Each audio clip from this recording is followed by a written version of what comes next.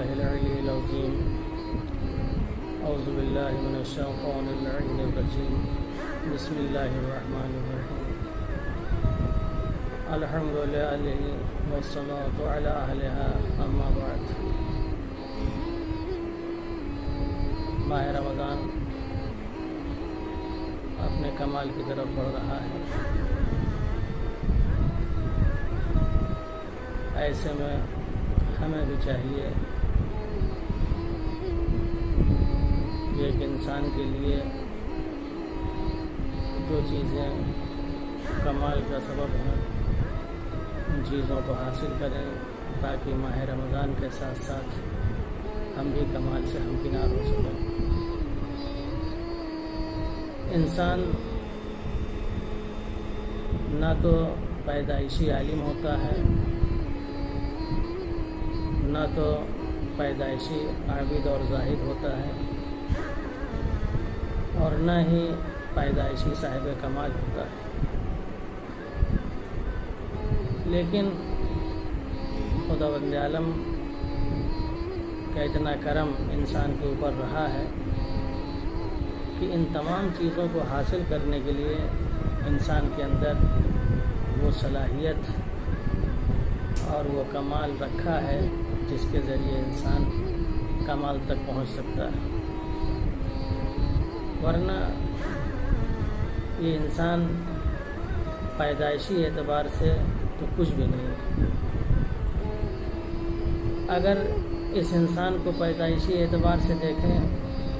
تو بالکل زیرو اور صفر نظر آتا ہے، علم کے اعتبار سے،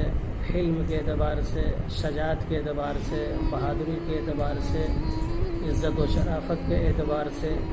لیکن یہی انسان اپنی صلاحیتوں کو بڑے ہونے کے بعد جب ایک ایک کر کے نکھارنا شروع کرتا ہے تو یہی انسان صاحب کمال بن جاتا ہے۔ جب یہ پیدا ہوتا ہے ہاتھ پیر ہوتے ہیں مگر حرکت کرنے کی صلاحیت نہیں ہوتی،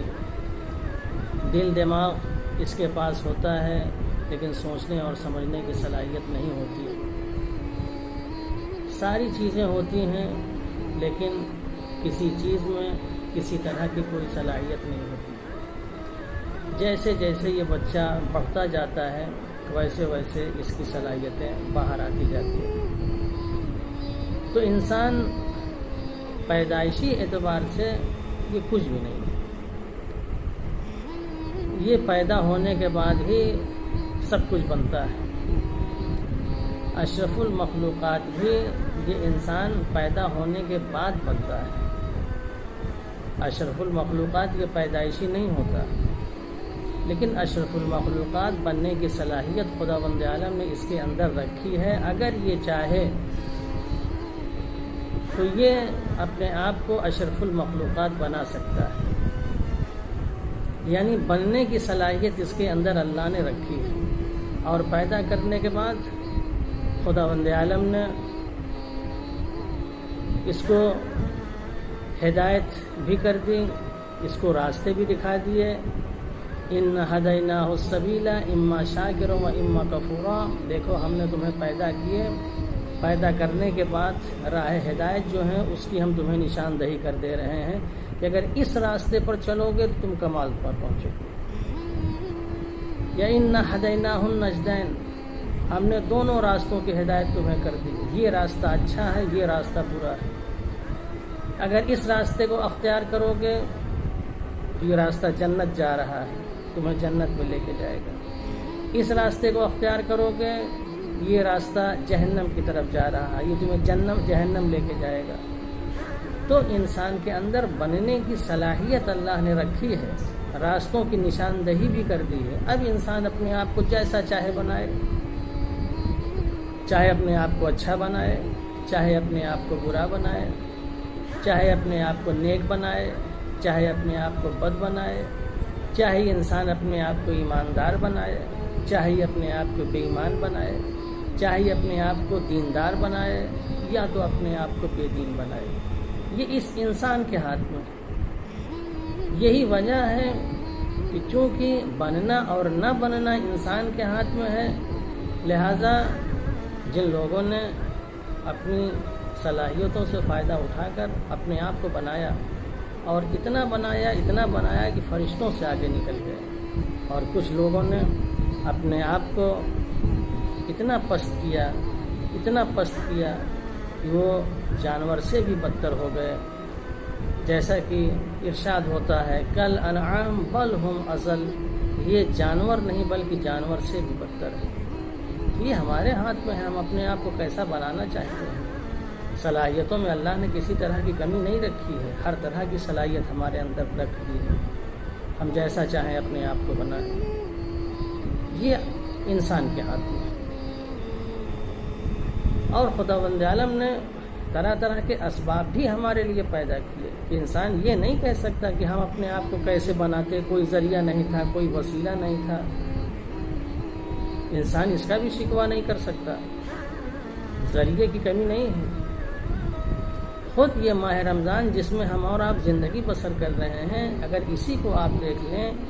کہ یہی ہمارے لیے سب سے بڑا ذریعہ ہے انسان بننے کا، لیکن چونکہ ہمیں ماہ رمضان کی معرفت نہیں ہے، معرفت نہ ہونے کی وجہ سے نہ جانے کتنے ماہ رمضان آئے اور گئے، ہم اپنے آپ کو اس منزل اور اس مقام تک نہیں پہنچا سکے، ورنہ اگر ماہ رمضان کی ہمیں معرفت ہوتی تو آج ہم کہاں ہوتے۔ یہ ماہ رمضان ایک ایسا زمانہ ہے کہ جو ہماری زندگی کو سنوارنے کے لیے کافی ہے، کمال حاصل کرنے کے لیے کافی ہے۔ اگر انسان اپنے آپ کو ایک بہترین اور اچھا انسان بنانا چاہتا ہے، ماہ رمضان اس کے لیے بہت بہتر مہینہ ہے، جہاں انسان کے لیے ساری راہیں ہموار ہوتی ہیں، فضا سازگار ہوتی ہے، ماحول پاکیزہ ہوتا ہے، ہر طرف دین اور اسلام کی فضا ہوتی ہے، اور حصول کمال کی راہوں میں کسی طرح کی رکاوٹ نہیں ہوتی، اور اگر کوئی رکاوٹ حائل بھی ہونا چاہے تو حائل نہیں ہو سکتی۔ جس طریقے سے فصل بہار میں درختوں اور پودوں کی گروتھ میں کوئی چیز رکاوٹ نہیں بنتی، چاہے آپ ان درختوں کو کاٹیں، چھانٹیں، شاخیں نکلتی رہتی ہیں، بیلیں چڑھتی رہتی ہیں، ہریالی پوری طرح برقرار رہتی ہے۔ جتنا آپ ان شاخوں کو کاٹتے اور چھانٹتے جائیں گے اتنی ہی وہ اور کمال کی طرف بڑھتی چلی جائیں گی۔ ماہ رمضان بہار رحمت ہے، ماہ رمضان بہار برکت اور مغفرت ہے، ماہ رمضان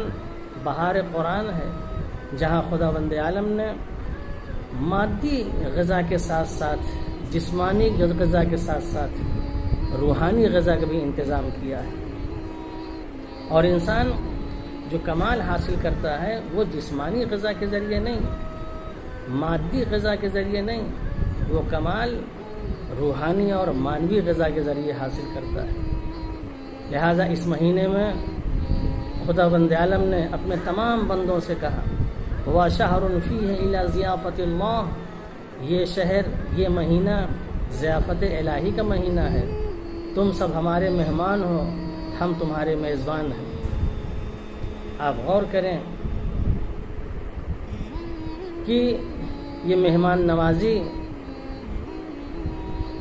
جو خدا کی طرف سے ہو رہی ہے اور بندہ خدا کا میزبان ہے، یہ بندے کے لیے کتنا بڑا شرف ہے کہ ہم خدا کے مہمان ہو رہے ہیں۔ آج ایک معمولی سے عہدیدار کے یہاں اگر ہم مہمان بن کے چلے جائیں، یا ہم کو افطار کے لیے بلا لیں، ایک MP کے یہاں چلے جائیں، ایک منسٹر کے یہاں چلے جائیں، دیکھیں 4 آدمی سے ہم کہتے ہیں، اپنی عظمت کا اظہار کرتے ہیں کہ ہم کو افطار پارٹی میں بلایا تھا، ہم وہاں گئے تھے، افطار کر کے آئے۔ خداوند عالم یہاں اپنے تمام بندوں کو بلا رہا ہے، تم ہمارے مہمان ہو۔ اور مہمان نوازی کا اصول یہ ہے کہ میزبان اپنے اعتبار اور اپنی حیثیت کے لحاظ سے مہمان نوازی کرتا ہے، جس کی جتنی حیثیت ہوتی ہے اسی لحاظ سے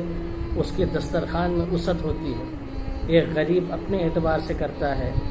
ایک امیر اپنے اعتبار سے کرتا ہے، ایک بادشاہ اپنے اعتبار سے مہمان نوازی کا کرتا ہے، جس کی حیثیت جو بھی ہوتی ہے اپنے اعتبار سے دسترخوان کو چنتا ہے۔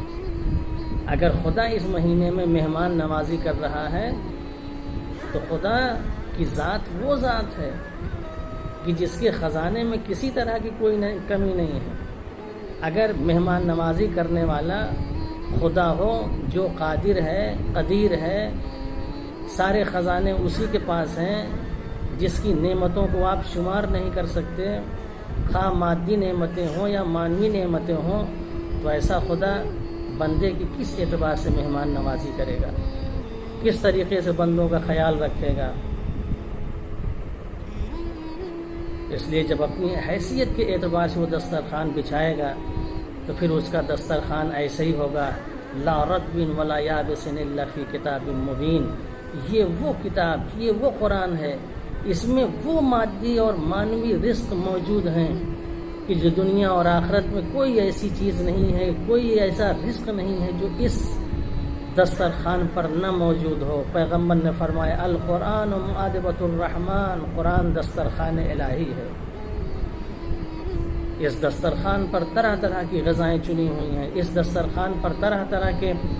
رزق موجود ہیں، اس دسترخوان سے کھانے اور حاصل کرنے کی کوشش کرو۔ لیکن ماہ رمضان جب آتا ہے تو دو طرح کے دسترخوان بچھے ہوئے ہوتے ہیں، ایک مادی دسترخوان ہوتا ہے، ایک مانوی دسترخوان ہوتا ہے۔ بہت سے لوگوں کے اندر اتنی صلاحیت نہیں ہوتی، اتنی معرفت نہیں ہوتی کہ اس مادی دسترخوان کے بعد کسی دوسرے دسترخوان سے بھی فائدہ اٹھائیں، اس لیے کہ انہیں وہ دسترخوان دکھائی ہی نہیں دیتا، کیونکہ معرفت نہیں ہے ماہ رمضان کی، کس مہینے میں کون کون سے دسترخوان بچھائے جاتے ہیں۔ لہٰذا جسے معرفت نہیں ہوتی صرف ایک دسترخوان پر بیٹھ کے گلگلے ہیں، پھلکیاں ہیں، پکوڑیاں ہیں، بریانی ہے، کھانا ہے، یہ تمام چیزیں کھا کے چلا جاتا ہے۔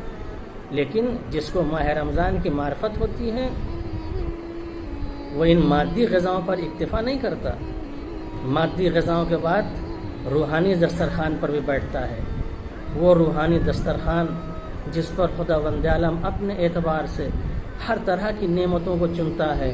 جہاں علم بھی ہوتا ہے، جہاں حلم بھی ہوتا ہے،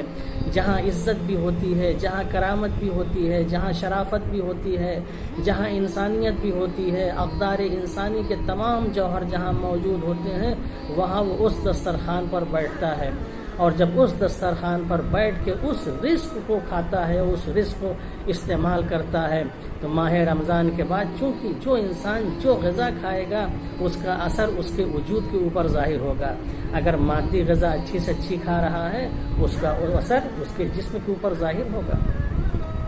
اگر روحانی غذائیں کھا رہا ہے تو اس روحانی غذا کا اثر اس کے روح اور اس کے باطن پر ہوگا۔ یہی وجہ ہے کہ بہت سے لوگ جن کو معرفت نہیں ہوتی ماہ رمضان کے بعد جسمانی اعتبار سے وہ حسین اور خوبصورت نظر آتے ہیں، لیکن جن کو ماہ رمضان کی معرفت ہوتی ہے جسمانی اعتبار سے جہاں ان کے اندر خوبصورتی ہوتی ہے وہیں اس کے ساتھ ساتھ ان کے اندر روح کی خوبصورتی ہوتی ہے، وہیں ان کے اندر مانوی خوبصورتی بھی موجود ہوتی ہے، وہ جسم کے ساتھ ساتھ روح بھی ان کی خوبصورت معلوم ہوتی ہے، اور ایسے خوبصورت کہ واقعاً پھر انہی کے ذریعے پورا معاشرہ اور پورا سماج خوبصورت بنتا ہے۔ خداوند عالم ہمیں ماہ رمضان کی توفیق عنایت فرمائے تاکہ اس ماہ رمضان میں جہاں ہم مادی دسترخوان پر بیٹھ کر اپنے جسم کی بنانے کی کوشش کرتے ہیں، وہاں مانوی دسترخوان پر بیٹھ کر اپنی روحانیت کو بھی پروان چڑھائیں اور اپنے روح کو بھی بنائیں تاکہ ہم بہترین انسان بن سکیں۔ وآخر دعوانا ان الحمد للہ رب العالمین۔